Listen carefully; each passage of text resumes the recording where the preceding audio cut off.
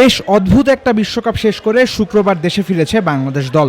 অদ্ভুত বলা হচ্ছে কেননা সংখ্যার বিচারে বিশ্বভারী বিশ্বকাপে এবারই সবচেয়ে বেশি ম্যাচ জিতেছে টাইগাররা, কিন্তু সেমিফাইনালে যাওয়ার সম্ভাবনা হারানো কিংবা সুপার 8-এ কোনো ম্যাচ না জেতায় এবারের বিশ্বকাপকে ব্যর্থ তকমাও দেয়া যায় আরামেই। বিশ্বকাপ কেমন গেল এ নিয়ে দোলাচল থাকলেও বাংলাদেশ দলকে নিয়ে আগ্রহের কমতি ছিল না দেশের গণমাধ্যমগুলোতে। সকাল 8টায় ল্যান্ড করার কথা ছিল বাংলাদেশ দলকে বহনকারী বিমান, কিন্তু ক্রিকেটারদের বহন করা বিমান এসে নেমেছে 9টায়। আরও কিছুক্ষণ পর বাংলাদেশ দলের ভাইস ক্যাপ্টেন তাসকিন আহমেদ এসেছেন দলের হয়ে কথা বলতে। তাসকিন সুপার 8-এ যাওয়ার ক্রেডিট নিয়েছেন, কিন্তু ব্যর্থতার পাল্লাই যে বেশি ভারী তাও জানিয়ে গেছেন।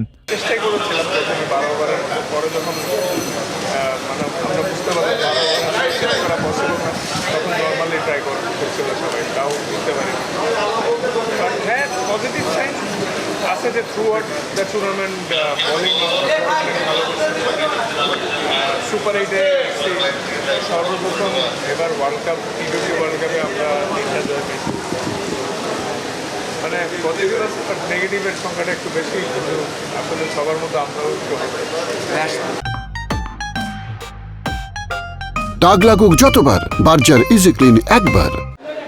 তাসকিনের কথা বলার পর একে একে বাকি ক্রিকেটাররা এয়ারপোর্ট থেকে বেরিয়েছেন নিজেদের ঘরের পানে।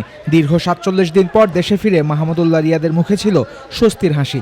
দু একজনের অভিনন্দনেও সিক্ত হয়েছেন এই সিনিয়র ক্রিকেটার, কিন্তু মাহমুদুল্লাহ রিয়াদ আর সাকিব আল হাসানের ব্যর্থতা যে বিশ্বকাপে টাইগারদের ভুগিয়েছে তাতে কোনো সন্দেহ নাই, দ্বিমত পোষণ করেননি দলের ভাইস ক্যাপ্টেনও।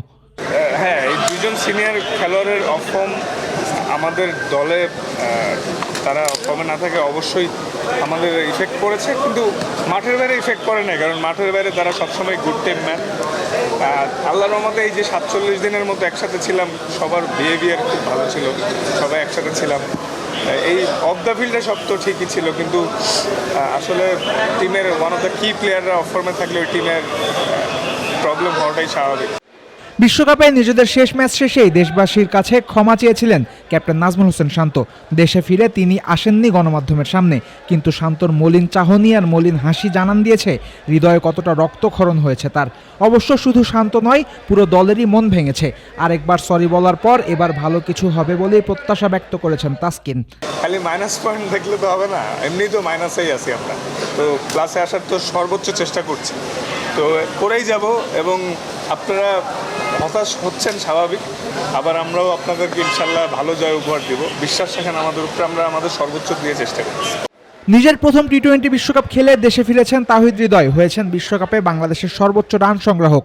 কিন্তু দেশে ফেরাটা সুখের হয়নি হৃদয়ের। এয়ারপোর্টে ছিল না মানুষের ঢল, ছিল না ফুলের বৃষ্টি।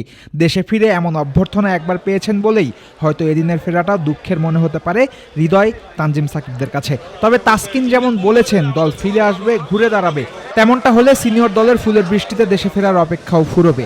আর এবারও শুধু ফাঁকা বুলি হলে আবার কোনো দিন এয়ারপোর্টে লেখা হবে আরেকটা দুঃখের উপাখ্যান। ফয়সাল হাবিব, ক্রিক ফ্রেন্ডস।